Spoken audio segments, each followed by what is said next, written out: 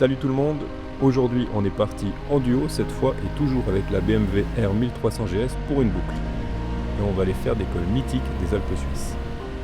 Nous cette boucle on l'a faite en 2 jours puisqu'on partait depuis le Valais central et dans l'après-midi. Mais vous pouvez la faire assez facilement en une seule journée. Dans la description YouTube, je vous mets le tracé GPX et une Google Maps avec tous les points d'intérêt, les cols et même des hébergements. À garder sous la main si vous voulez refaire le parcours. On démarre notre road trip depuis Ulriken, petit village du Haut-Valais, et direct on va attaquer du costaud avec le col du Nufnen, le deuxième plus haut col routier des Alpes suisses avec ses 2478 mètres d'altitude. Avant l'ouverture de cette route en 1969, c'était le col du Gris qui permettait de relier le Valais au Tessin, et c'était une voie d'échange pour le bétail et les vivres.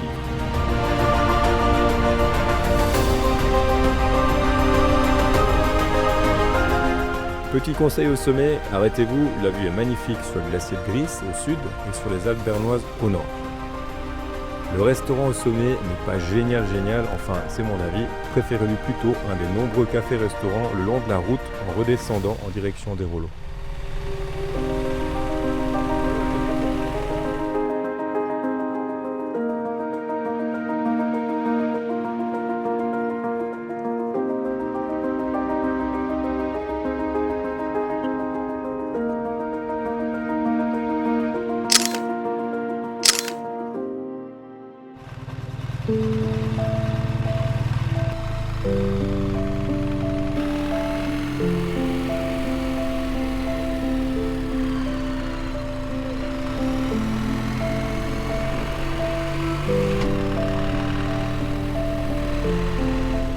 En descendant côté Val Bedretto, ouvrez bien l'œil. Il y a souvent des bouquetins au bord de la route dans les premiers lacets juste après le col. C'est un spectacle magique, arrêtez-vous si vous avez la chance d'en croiser.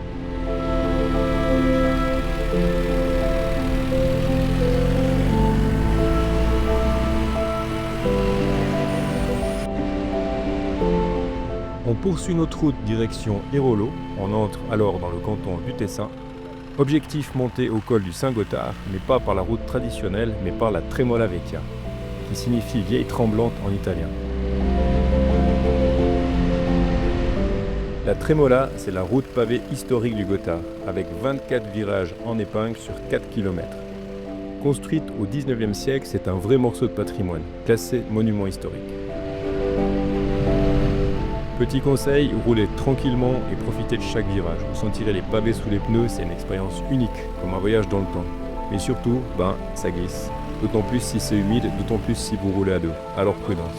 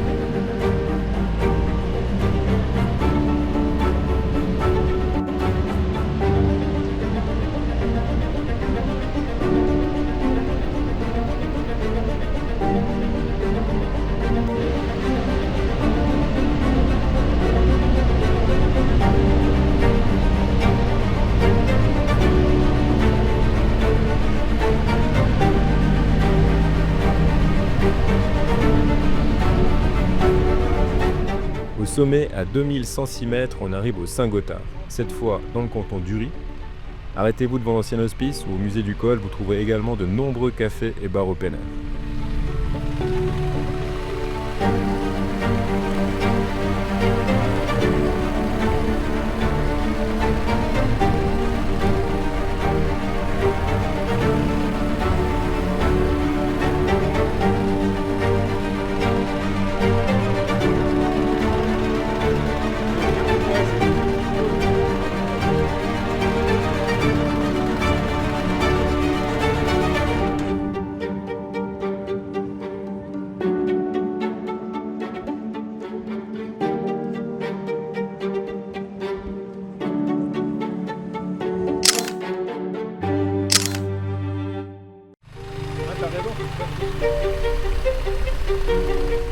on ne va pas poursuivre notre route direction Andermatt, mais revenir à Airolo, mais cette fois par la route normale. À la descente côté Tessin, vous allez tomber tout de suite sur un grand panneau rouge du Grand Tour of Switzerland. Arrêtez-vous pour une photo, l'environnement n'est pas top, mais c'est l'un des spots officiels de l'itinéraire du Grand Tour de Suisse, et vous aurez une vue magnifique sur la Trémola que vous venez de faire.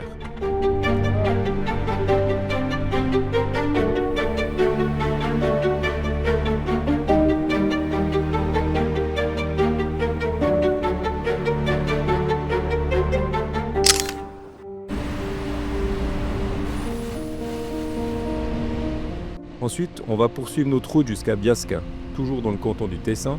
Là, la descente se fait sur autoroute voie rapide, donc pas trop d'images intéressantes. Depuis Biasca, on va remonter vers le nord, dans la vallée de Blegno.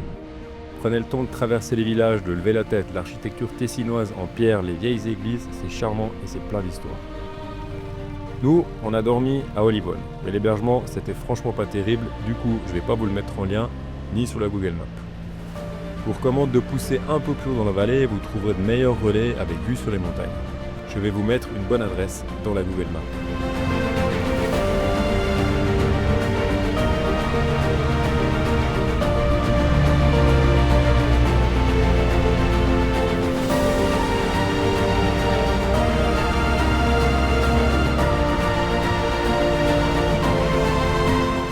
On monte ensuite le col du Luc-Magny, à 1915 mètres. Ici, on passe du Tessin au Grison.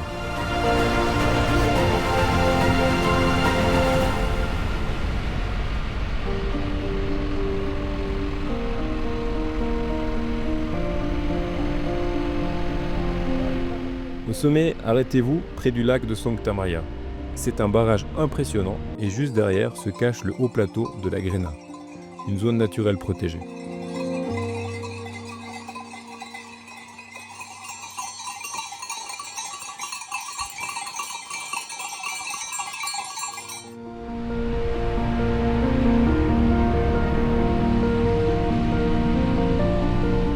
Puis on descend sur Disentis, dans les Grisons cette fois.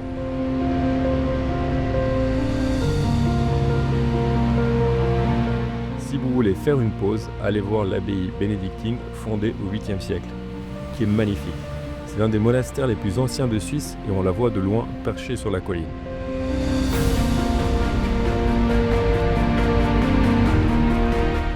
Depuis Disentis, on va grimper le col de l'Oberalpass, situé à 2044 mètres.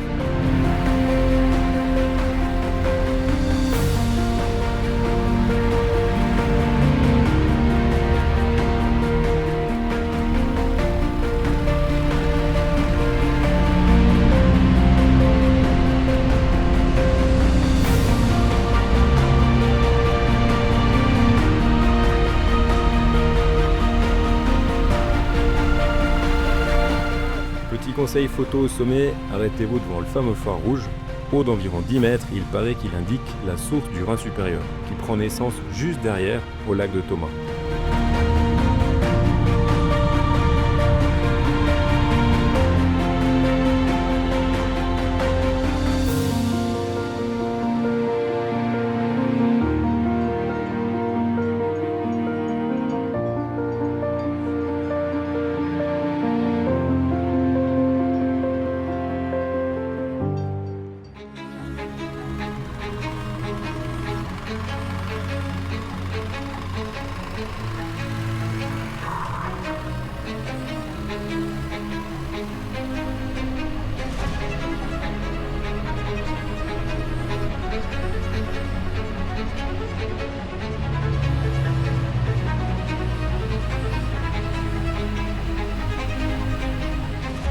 Puis on descend sur Andermatt, dans le canton d'Uri.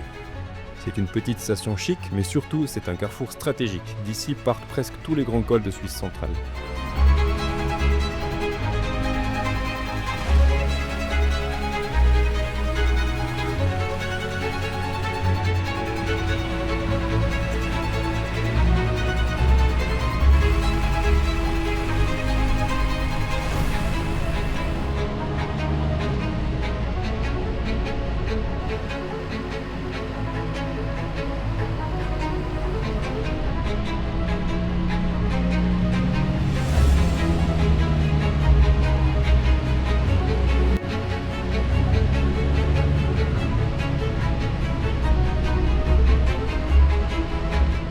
Allez, on est parti en direction du Soesten Pass. Lui a été construit entre 1938 et 1945. C'est une belle route avec des tunnels, des galeries et on grimpe à 2224 mètres et la vue sur le Steingletscher est à couper le souffle.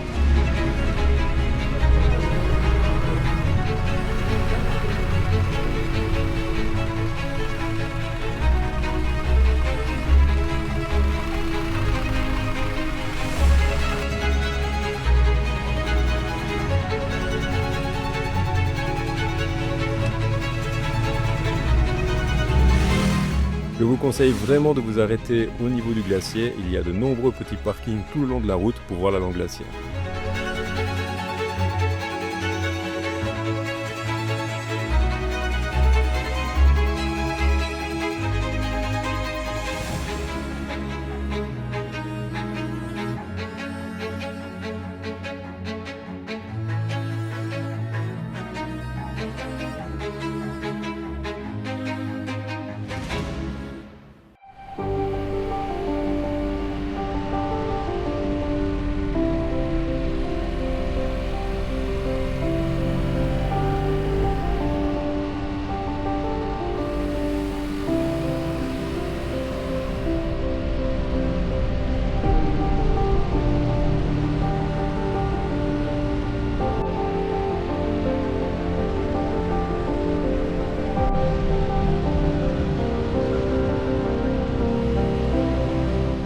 Ensuite, nous allons redescendre vers Innertkirchen pour passer cette fois dans le canton de Berne.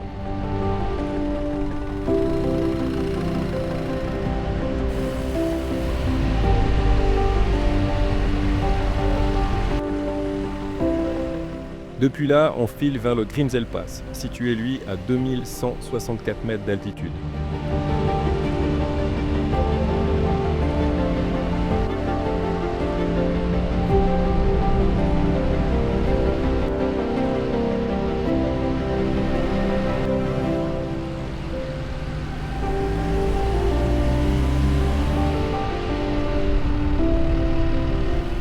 Au sommet, arrêtez-vous au lac de barrage. Il y a de nombreux cafés et le paysage est impressionnant. C'est très minéral avec ses grandes étendues d'eau artificielle.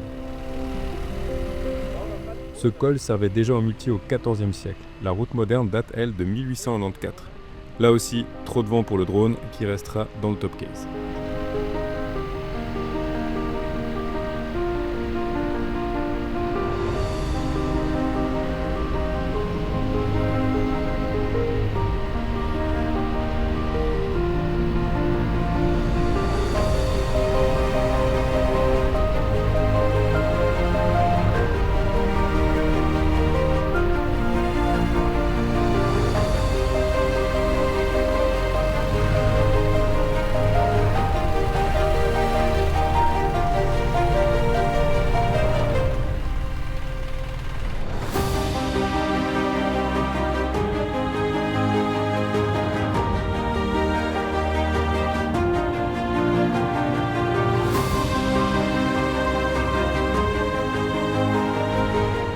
Ensuite, on plonge sur Gletsch, un minuscule hameau en haut-vallée.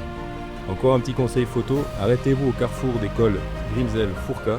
La vue sur les lacets, elle est spectaculaire.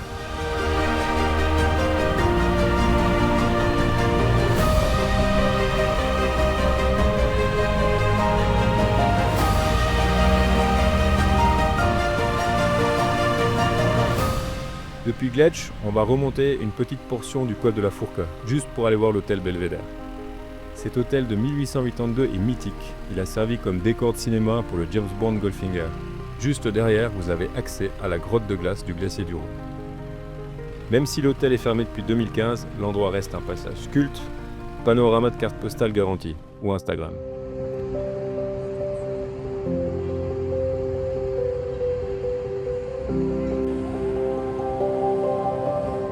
Oubliez la buvette face à l'hôtel et préférez-lui un café-restaurant en descendant sur Gletsch.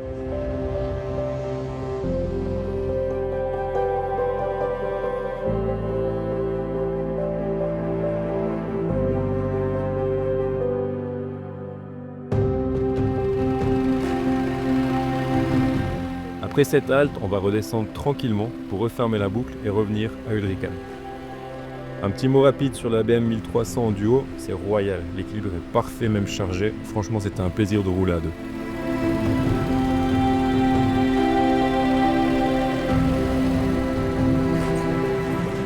Et voilà, cette boucle fait environ 310 km pour 4h50 de roulage effectif, hors les pauses évidemment. Vous trouverez dans la description le tracé GPX et la Google Maps avec tous les points d'intérêt. Merci d'avoir regardé la vidéo jusqu'au bout. Si la vidéo vous a plu, pensez à liker, partager et abonnez-vous pour ne pas rater les prochaines. Et surtout, bonne route à tous et prudence.